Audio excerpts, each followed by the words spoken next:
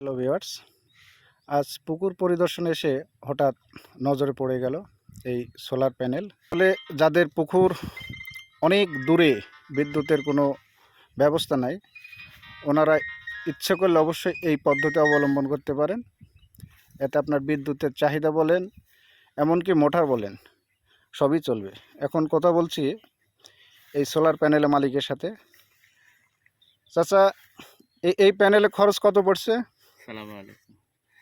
এটার খরচ পড়ছে মূলত সর্বমোট মিলে 1,85,000-এর একটু বেশি, এরকমই পড়বে আর কি। 1,85,000-এর মতন আমার পড়ছে।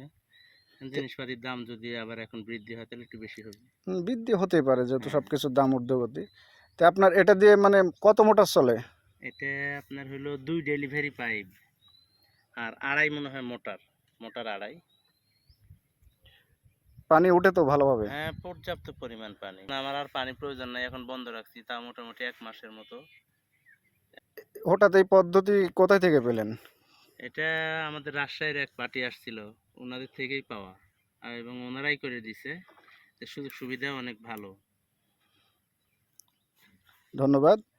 যারা এই সোলার প্যানেল দিয়ে পানি সেচের ব্যবস্থা করতে পারবেন, আর যোগাযোগ করবেন রাজশাহী সোলার প্যানেল হাউস।